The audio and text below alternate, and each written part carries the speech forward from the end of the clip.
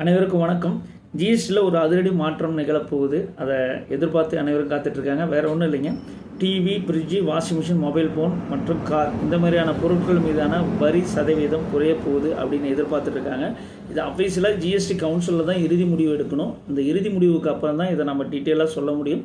So எனக்கு தெரிஞ்ச தகவலின்படி 12% மற்றும் 28% இதை குறைச்சி 5 அல்லது 18 அப்படிங்கிற அளவுக்கு மாற்ற போகிறதா கேள்விப்படுறோம். ஸோ 40% ஆஃப் டேக்ஸ் எதுக்கு இருக்குது அப்படின்னா, புகையிலை, பான் மசாலா மற்றும் லக்ஸுரி கார்ஸ் இந்த மாதிரியான பொருட்களுக்கு 40% இருக்கிறதுக்கான வாய்ப்புகள் இருக்குது.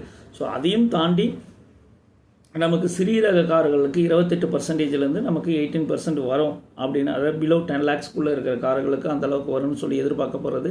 ஸோ இதை பற்றியான டீட்டெயில்டு இது கவர்மெண்ட் அஃபிஷியலாக செப்டம்பர் 3 அனௌன்ஸ் பண்ணதுக்கப்புறம் டீட்டெயிலாக கொடுக்குறேன். இது போன்ற நல்ல பயனுள்ள தகவல் உங்களுக்கும் தெரிஞ்சுக்கணும்னு விரும்புனீங்கன்னா நம்ம சேனலை சப்ஸ்கிரைப் பண்ணிக்கோங்க.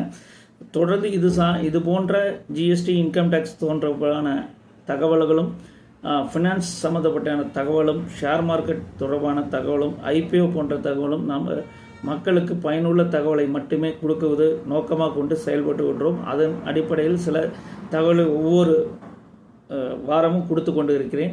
இது போன வாரத்தில் அதாவது 2 நாளைக்கு முன்னாடி ஆப்ஷன் ட்ரேடிங்கை தொடர்ந்து ஒரு 3 வீடியோ கொடுத்துருந்தேன். ஸோ அது பயனுள்ளதாக தான் இருந்திருக்குன்னு நினைக்கிறேன்.